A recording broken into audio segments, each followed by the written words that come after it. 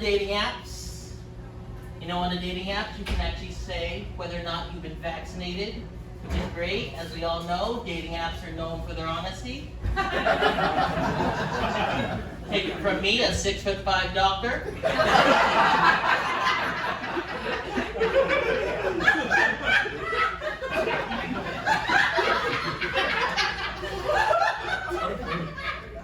So I was dating this girl once, and she was like, "Hey Jay, what's it like being a 6'5" Filipino doctor?"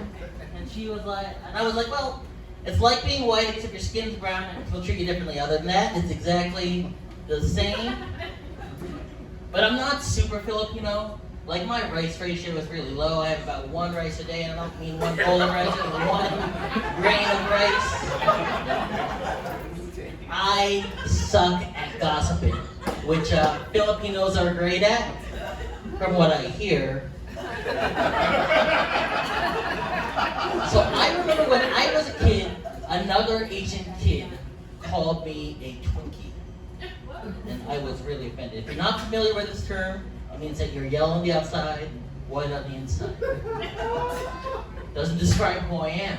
I'm yellow on the outside, white on the inside, black in my heart. I'm a hostess snack you've never heard of. Innovative, original, still delicious. I also cause diabetes, so I saw the new Space Jam, which was hard for me because the original Space Jam was a perfect film, other than the fact that it has way too much R. Kelly in it. The first film starts off Michael Jordan playing basketball with his dad, and then the R. Kelly song kicks in. I believe I can fly. I believe I can touch the sky. I think about it every night and day. Spread my wings and fly away. I love doing that joke because that's the only time you're allowed to sing R. Kelly in public now. But that film made me want to be the next Michael Jordan. Michael Jordan is 6'6". I am not. So I failed that goal. Here's the thing. Tell to all your kids. I kept trying. I kept practicing. I got even worse at basketball. I got pretty good at gambling though, just like Mike. Michael Jordan is so good at what he does. He's so good at what he does. He's becoming now to me the greatest of all time at whatever you do.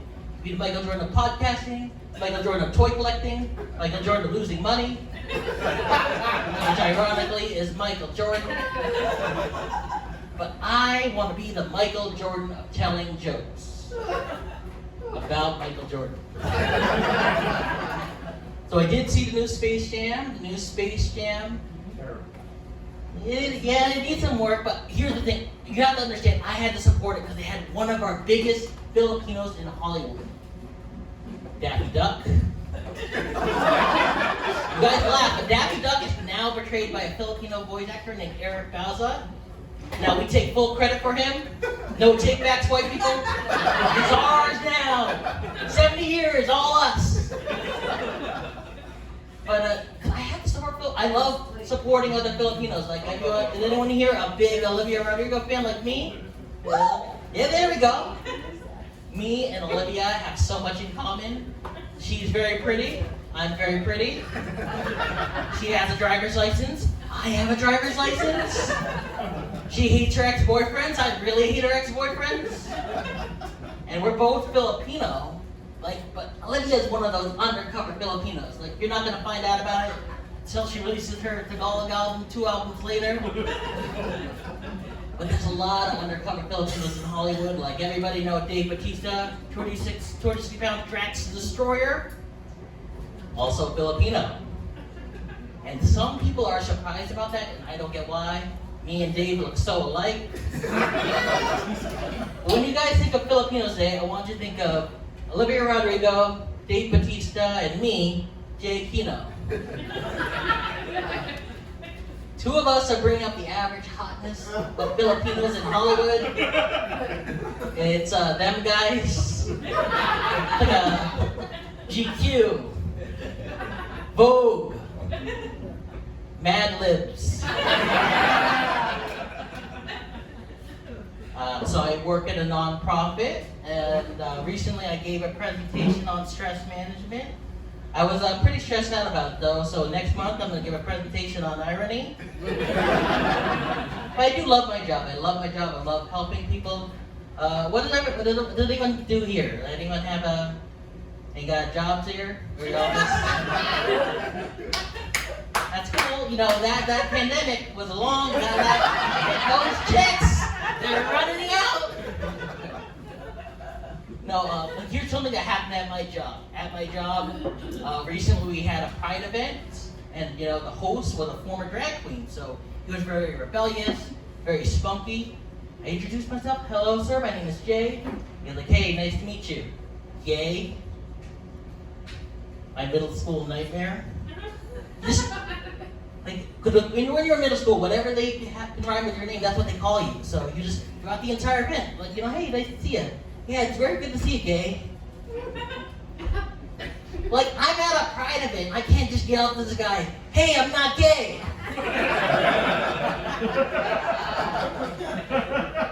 So I'm a child of immigrants. My parents came from the Philippines, and I'm born in America, which makes me a second-generation American. Now, some people would say that makes me a first-generation American, but I don't say that because my parents, they did all the work to get here. They got work visas. They traveled all the way to get here. You know, some people just say first-generation, so it lets white people know your experience is different than them. But I can't blame when people say first generation because, you know, what's more American than taking credit for the work of immigrants? But I grew up in a very loving family. My mom loves me very much. My dad doesn't love me at all. Which means he loves me more than the average Asian parent. I remember when I was a kid, my family got separated. My mom and dad, they had a big fight. Took my mom's side. My dad was furious. He disowned me. He said he didn't have a son, and I was devastated because I also have an older brother.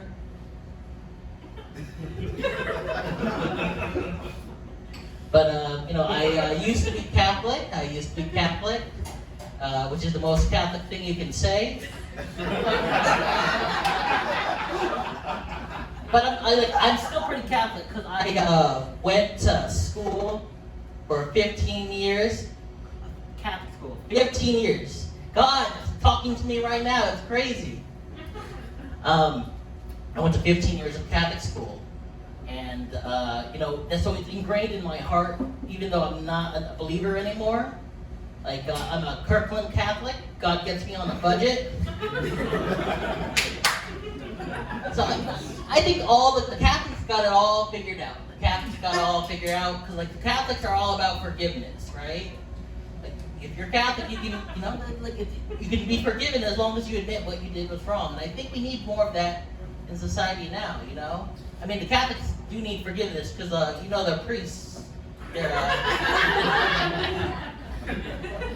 But no, I really do believe our society needs a little bit more forgiveness. Like, everyone's always on Twitter trying to hold people accountable. And I don't like when people do that because I've had a Twitter account since 2009. Makes it rough. Don't look for it. Unless you're following me, then you can look for it. It's okay.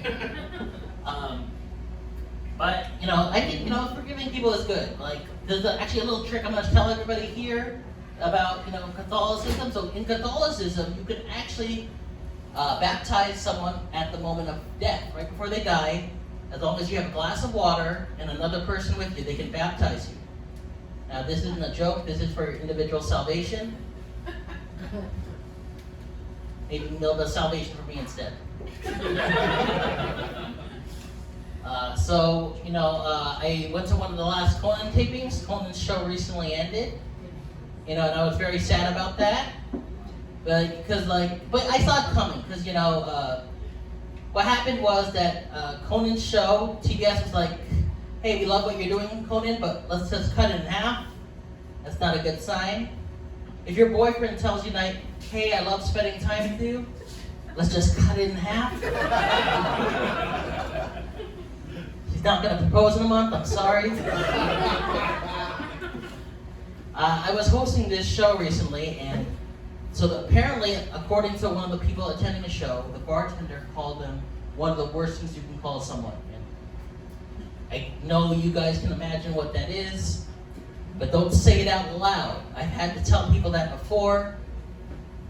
So apparently the bartender called someone a bitch ass. And this guy flipped out. He wanted to fight me, he wanted to fight the bartender, he wanted to fight the mic stand, and the mic stand was really tall. So, I had this guy was a bit of a problem throughout the show. Look at me, guys. I'm not a very threatening guy. I know that is one of my strengths. So, I let him know earlier in the show, hey, it's a comedy show, you can just relax. And I gave him a little bit of tap. Because look at me. It's like getting a light angel's touch. But we had to protect the show. We had to protect the bar. So me and my two friends, we convinced him to go outside. And as soon as he got outside, he was like, I am going to wait outside until the bartender comes out, which in my opinion is a pretty bitch-ass move. I used to work at the 6th greatest theme park in the state of California, San Diego County, Southern area, SeaWorld. You know how I know it's a 6th greatest theme park? My last week on the job, a whale died. And they couldn't prove I did anything. They don't know where I was September 22nd. As a result, I had to explain to random strangers' children what death was, why the whale fin was at half-mast.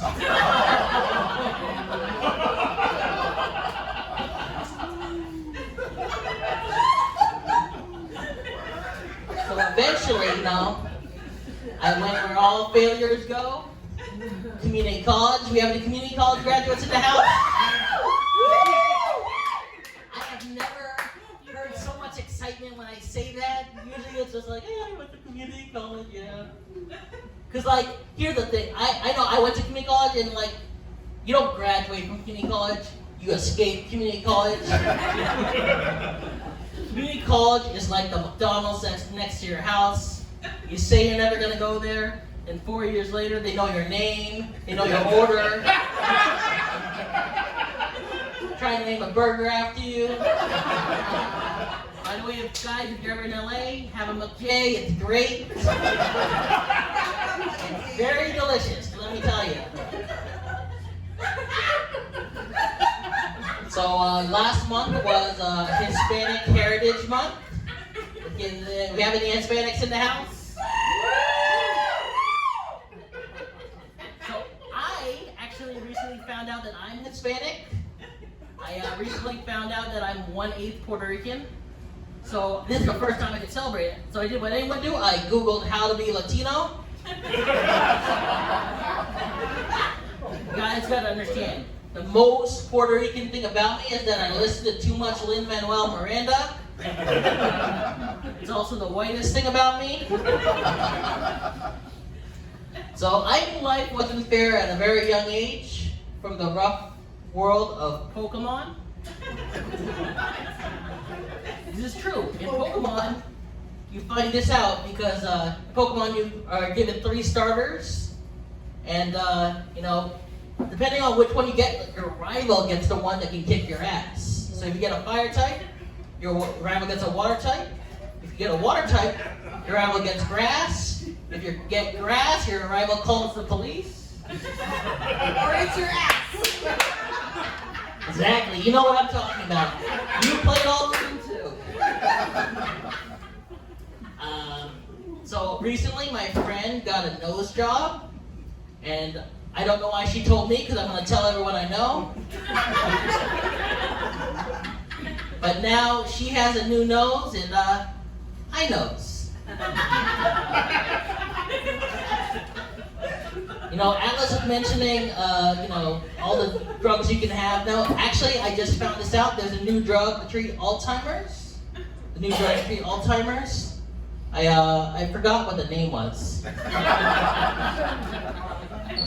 But don't worry, guys. This is America. Can't afford it anyway. I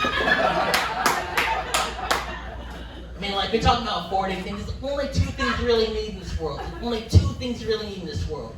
Love and money. And if you have enough of one, then you don't need any of the other. Like, if you have enough money, you can use it to buy some love. Everyone here is very beautiful, so I don't think any of you guys need to do that, but it's been a long pandemic for a lot of people, so I don't judge. And if you don't have enough money, you love payday, you love seeing your bank account go from zero to not zero to zero again after the bills. Believe me, I know. That's what happens when you're a nonprofit. That's why they call it nonprofit. Emphasis, non-part.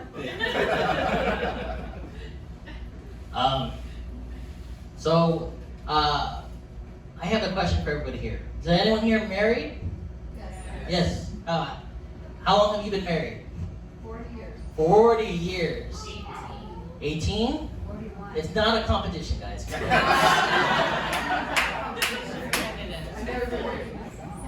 You know, I have a question for everybody here. So if you've been married and you get a divorce, do your in-laws become outlaws?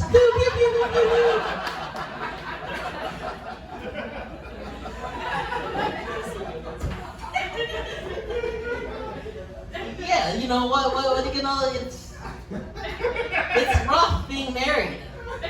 My parents have been, I don't know how long my parents have been married. You know, they got separated, and my dad is one of those boomerang dads, right? He left, and then they came right back. It just happens sometimes. The economy is pretty rough. Like, I don't know if you guys heard this, but we are in the Great Resignation, they call it. People are just quitting their jobs. And that sucks, you know, everyone's not happy with their jobs. People are just not happy in general. Like, here's another thing that's happening right now. So right now, men are going through a friendship recession. Yeah, you don't know this? Well, you know, this is what happens. Men have trouble making friends. And just so everybody knows, I don't want to be anyone's friend here. I wasn't getting a lot of invitations, but just in case, so throw it out there.